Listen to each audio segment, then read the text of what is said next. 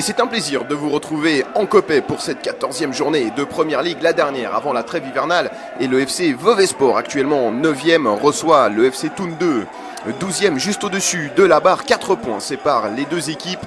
Le FC Thun qui reste sur une série de 2 victoires en championnat. Il va falloir faire attention du côté des Veveysans. Et ce sont les Bernois donc qui donnent le coup d'envoi de cette 14e journée. Le FC Vevey-Sport qui évolue pour la 4e fois de la saison dans son stade. Ils ont pour l'instant un bilan de 3 matchs et 4 points, eux qui ont dû jouer tous les matchs à l'extérieur. Et on va relancer depuis derrière, côté bernois, un long ballon qui va terminer sur la poitrine d'Elefante. Attention à ce ballon perdu, ça va peut-être profiter à Avdukic qui va se mettre en bonne position. La frappe d'Avdukic, ballon qui a été freiné finalement, et Cédric Timmerman qui peut s'emparer du cuir sans trop de soucis. Alors vous le disiez, hein, les Tounois qui sont en pleine bourre. Et on va tenter de trouver côté droit la montée de Thomas Pavlik, le bon centre de Pavlik pour la tête de Maxime Daklina qui finalement voit son ballon capté par Félix Hornung, le portier bernois. Et le pressing, Lima qui va tenter de faire jouer. C'est bien fait ça parce qu'on a réussi à récupérer avec Caria finalement qui vient buter sur 3 adversaires. Et ouais, Lima qui s'est fait éliminer là. Attention à cette possibilité de contre côté bernois. On va tenter de prendre le côté gauche et on trouve finalement Tim Frey qui peut décaler là pour Collard. Retour à Tim Frey, la frappe de Tim Frey et la bonne prise de balle de Cédric Timmerman qui pour l'instant veille au grain. Et qui a pu capter ce ballon sans trop de soucis, une frappe un petit peu trop centrée pour prendre à défaut le porteur.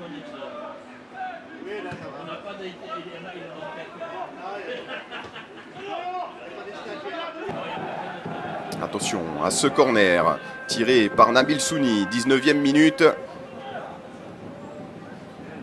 Et c'est bien frappé, un ballon qui va revenir. Nabil Souni qui évite la sortie de balle. Nabil Souni qui percute, le centre en retrait.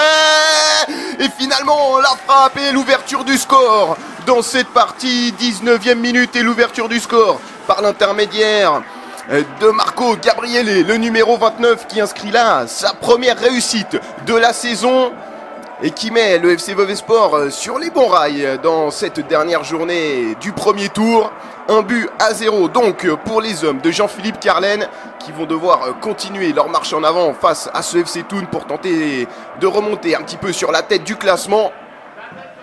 Et la réussite donc de Marco Gabriele qui effectue un très bon début de match. Qui a réussi à garder ce milieu de terrain avec son coéquipier Shkiprim Morina et qui vient inscrire. Il est récompensé de ses efforts en ce début de match. Et à nouveau les Veveysans, balle au pied, Nabil Souni avec un très bon décalage. Là, superbe ballon pour Jonathan Lima qui va se présenter face à Hornung. Oh là là, Jonathan Lima, il a ouvert le pied. Il n'a pas réussi à cadrer sa frappe. Ouais, il s'en veut parce que là, il avait la possibilité de faire le break. On se demande encore, lui aussi, d'ailleurs, comment est-ce qu'il a pu rater ça. Il semblait pourtant en excellente position face à Félix Hornung. On en reste à 1-0 pour le FC Vevey-Sport 1899. Et la touche pour Nabil Souni. Et là encore, on va tenter d'écarter à nouveau avec la montée de Thomas Pavlik. Pavlik qui fait un très gros travail, là, superbe, le crochet intérieur, le ballon pour Jonathan Lima qui contrôle un petit peu long, attention Lima qui a pu remettre et finalement le cuir qui est renvoyé par la défense, mais ça va revenir avec à nouveau Thomas Pavlik, le centre de Pavlik, cette fois-ci la tête bernoise pour dégager, attention à cette belle frappe, ouais, finalement Félix Hornung qui est sur la trajectoire, pas trop de soucis sur un ballon bien brossé, mais qui ne prend pas assez la direction de la lucarne. On développe à nouveau une attaque, cette fois-ci côté gauche pour le FC Vevey-Sport avec le changement de jeu. Attention à ce ballon qui a été remis par Morina et finalement la défense bernoise, encore une fois, qui peut se dégager. On va tout de même concéder la touche là sur le côté gauche. Et encore dans l'axe du terrain, Gabriele, superbe travail de Gabriele qui a pu trouver Souni qui écarte sur le côté gauche. Avec cette bonne possibilité de frapper, là encore, un ballon un petit peu trop centré pour prendre à défaut Félix Hornung. On en reste bien évidemment à 1-0 pour les locaux. Et la touche de Pavlik. Un long ballon, c'est bien fait pour Caria. Caria qui percute dans les 16 mètres. Attention, Caria, le centre en retrait. Et l'intervention de Timo Righetti qui peut mettre le pied juste là où il faut. Sur ce bon débordement, encore une fois, de Maxime Daclina, qui pèse beaucoup sur cette défense bernoise en ce début de match. Et le corner de Jonathan Lima, attention, hein, c'est comme ça qu'est venu le premier but vauvesan. Avec un ballon dévié là au second poteau, on n'a pas réussi à toucher. Attention, il y a encore une possibilité de l'autre côté finalement. On va s'en sortir côté Tounois et on va tenter la contre-attaque. Un ballon qui a été stoppé, ça c'est bien fait du côté vauvesan. Et le coup franc tiré par Denis Vider.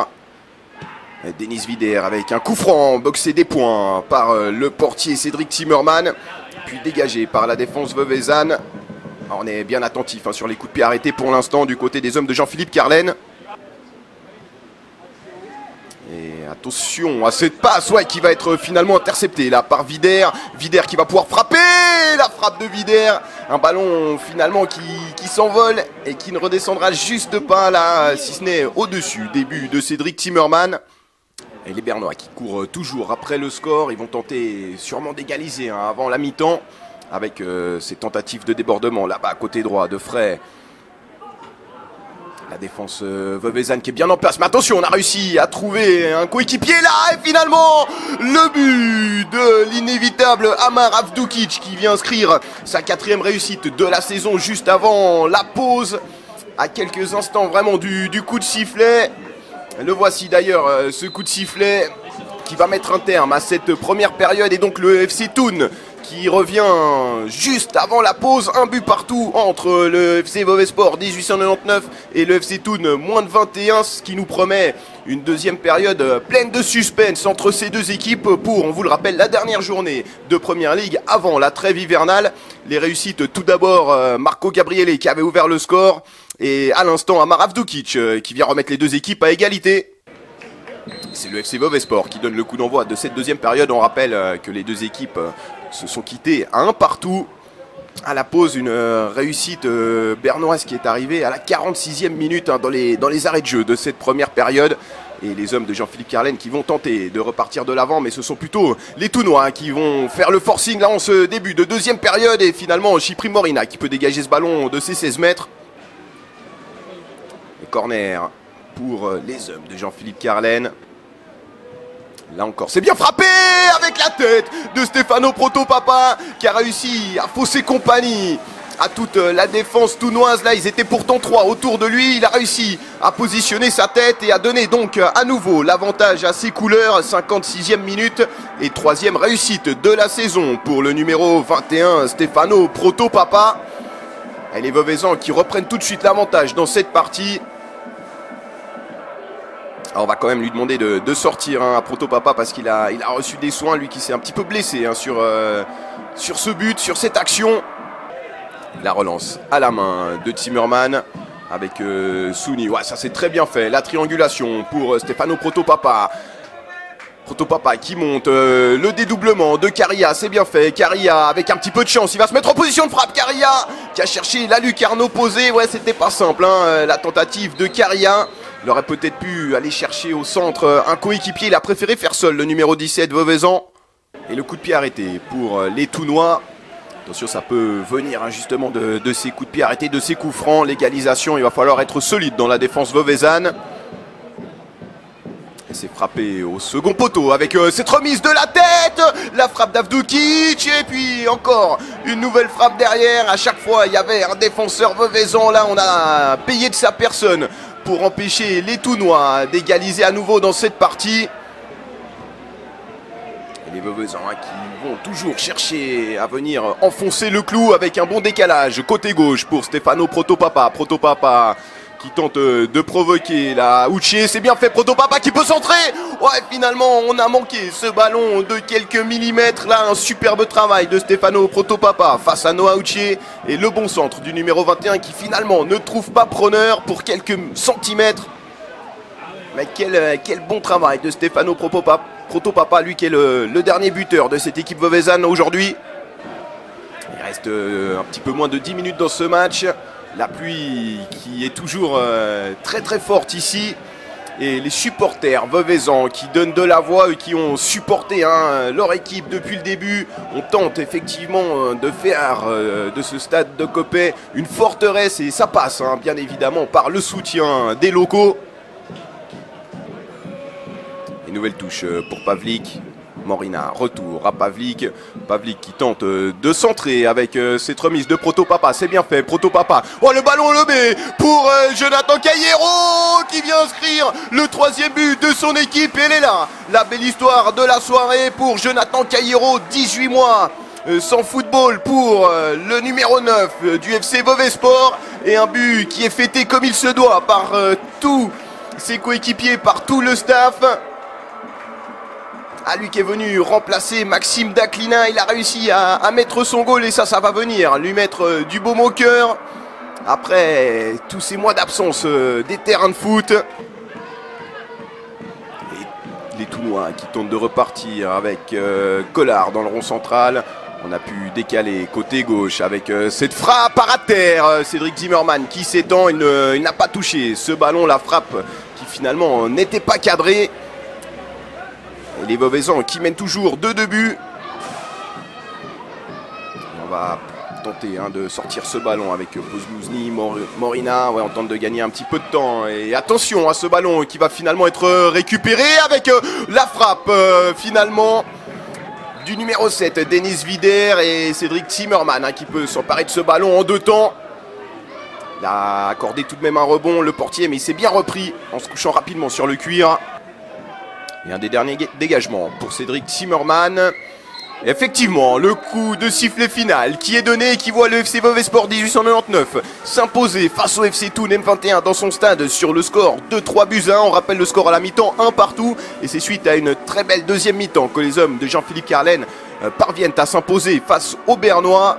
Le FC Vevey-Sport qui termine donc le premier tour avec le titre de meilleure défense du championnat avec ses 18 buts encaissés et qui reprendra au deuxième tour avec 21 points. Le FC Thun 2, lui, qui reste juste au-dessus de la barre et qui sera mis sous pression lors du second tour par le SC Dulingen et le FC Port-Alban en Gletterance.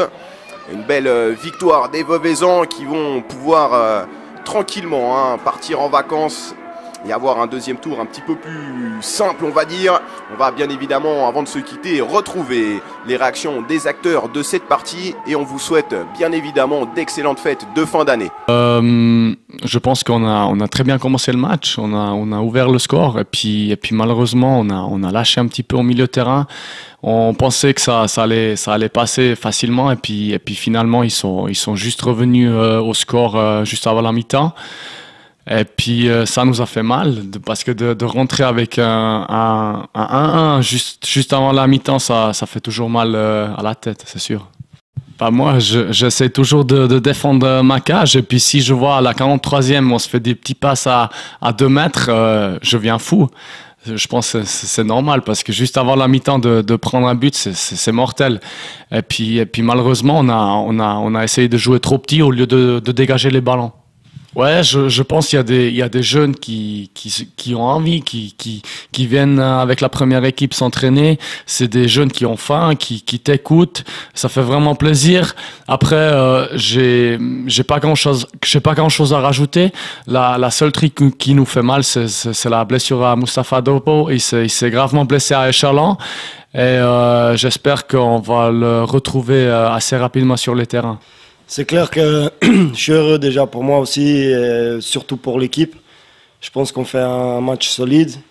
Et après, voilà, c'est spécial, surtout qu'après 18 mois de blessures et de beaucoup de problèmes, beaucoup de choses qui se sont passées, c'est pas évident. Et je tiens déjà aussi à envoyer un message spécial à Kanté et à Mousse, qui sont un petit peu aussi dans la même situation. C'est une épreuve très dure. Mais voilà, aujourd'hui, je pense que je suis vraiment très très heureux de ce but et de pouvoir contribuer au succès de l'équipe. Vous en êtes à 98 buts au FC Vevey-Sport 1899. Oui, je vous cache pas, c'est vraiment très très spécial. Je suis à 2 buts de faire quand même un joli petit coup.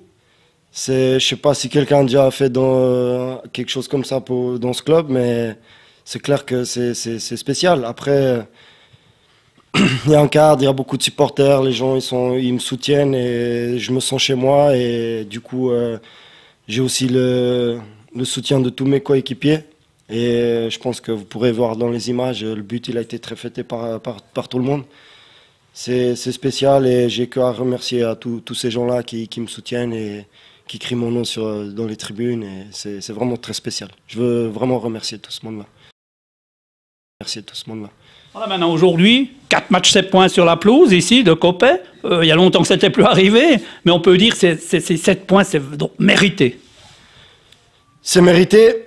On a eu un début de premier tour très très compliqué par rapport à ce problème de terrain. On joue 8 à 9 matchs à l'extérieur, c'est jamais évident. Moi, personnellement, j'ai eu un passage où je suis parti de Vevey, mais moi, je connais Coppet, c'est ça, c'est cette forteresse. On essaie de retrouver ça. Et petit à petit, on prend nos marques chez nous. Et je pense que le deuxième tour, on a vraiment un coup à jouer. C'est Coppet, c'est notre maison. Il faut vraiment qu'on se fasse respecter ici. Et puis, l'équipe travaille pour cela. Oui. Alors là, à chaud, on est tous super contents. Parce qu'on avait à cœur de gagner pour le dernier match. Parce que si on perdait, c'est vrai que la saison elle est très très longue et vraiment chacun on a donné le meilleur de nous-mêmes et on a vraiment fait un très bon match. Après on a pu marquer tout au début, ce qui nous a mis un peu en confiance et malheureusement on prend le but à la toute fin de la première mi-temps. Et là, le coach il nous a un peu incendié dans le vestiaire, mais entre les joueurs, on était très très calmes. Donc on n'a rien dit. Après ils sont sortis du vestiaire. Bon ça reste entre nous un peu, mais plus maintenant. Mais après on s'est encouragé entre nous. On est resté très calme. On savait qu'on allait bien faire. Et après à la deuxième mi-temps, c'est ce qu'on a fait. On est resté bien en place. On a joué ensemble. On savait qu'ils allaient presser haut, donc on est resté très bas. Et ça a payé finalement, ça a vraiment payé. On a marqué le 2-1 et on a tenu jusqu'au bout pour marquer le 3-1. Et donc c'était vraiment une super victoire aujourd'hui. Alors oui, entre nous, on est très solidaires et tout. Après, c'est vrai qu'à l'entraînement, on pourrait plus, moi, de mon côté, on pourrait plus travailler au niveau tactique, au niveau mise en place et tout ça. Après, franchement, par rapport à d'autres équipes, on a beaucoup de jeunes, beaucoup de joueurs très talentueux. Et du coup, on adore jouer la balle. On essaie de mettre le maximum d'intensité aux entraînements. Et on sait que dès qu'on perd, c'est tout le monde. Et à Vevey, c'est typiquement ça. C'est que si on perd, c'est vraiment de la buvette jusqu'aux supporters, jusqu'au président quand il nous fait le savoir. Et du coup, ils nous mettent beaucoup de pression. C'est tout à fait normal. Et du coup, c'est vrai qu'avec la saison passée, c'était très difficile, c'était fatigant. Là, on a joué 7 matchs à l'extérieur, ça aussi, c'est quand même quelque chose. Et du coup, on était très très content de gagner aujourd'hui parce que ça faisait longtemps qu'on n'avait pas gagné ici, quoi. Alors, je rigole parce que la reprise, elle sera déjà au mois de décembre pour faire quelques séances de muscles, peut-être des séances en salle. Alors franchement, je rigole parce qu'entre nous, on est quand même fatigués. Là, on n'a plus envie de penser au foot, on veut faire autre chose, faire n'importe, du basket, du tennis, n'importe quoi, avec la copine, j'en sais rien. Mais la plupart, ils vont plutôt aller en boîte ou bien danser. Mais c'est vrai que là, le mois de novembre, on reste tranquille, on oublie un peu tout, on peut se libérer la tête.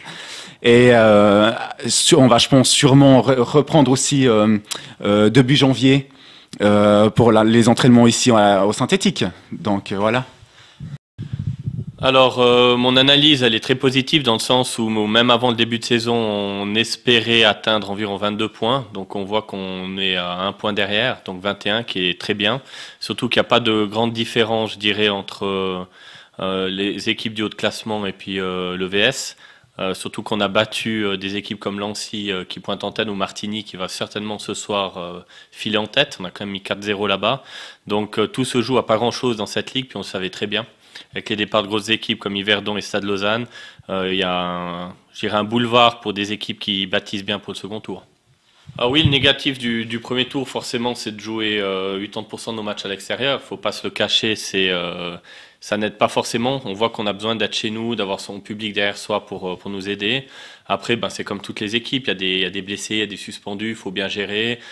Pour le staff aussi, c'est un groupe qui a beaucoup de fortes personnalités, de joueurs talentueux. On sait très bien que les grandes forces d'un entraîneur à notre époque, c'est pas que de la tactique, mais c'est également trouver les bons mots au bon moment et justement de créer une bonne coordination et un bon esprit d'équipe dans les vestiaires, pendant les matchs et après les matchs. Donc ça pour moi c'est très positif dans le sens où ça s'est très bien ficelé en fin de compte. Si on voit que le groupe est sain, je pense que le capitaine qui part après moi pourra en dire quelques mots là-dessus. Et puis voilà, l'autre négatif, on veut toujours, nous on est un club où on vise toujours la gagne, donc on aurait été heureux d'être plus haut, mais on va être satisfait de ce qu'on a fait pour le moment. Maintenant, on va quand même démarrer ce second tour avec 7 matchs à domicile. Donc, on va bâtir ce qu'il faut pour être costaud et puis faire peur. Parce que maintenant que les gens ils commencent vraiment à se dire que Copé est une forteresse et puis on veut vraiment pour notre public gagner ces matchs. Alors, que dire c'est comme j'ai parlé avant aux joueurs, j'ai dit déjà, je les ai félicités pour cette victoire et pour être là où on est aujourd'hui. Nous, c'est aussi pas forcément facile en interne du club parce qu'on a mon vice-président qui ne peut pas être à 100% comme avant à soutenir le club. Mais moi, je retiens vraiment l'esprit du club qui est positif, les partenaires et sponsors qui nous suivent et qui sont derrière le club, le public. On voit malgré le temps, on a eu plus de 400 personnes ce soir. Donc le Vevey Sport vit, le Vevey Sport veut vivre encore plus et viser le haut. Donc je tiendrai peu de négatif, mais surtout une approche très positive de ce premier tour et beaucoup d'espoir pour le second.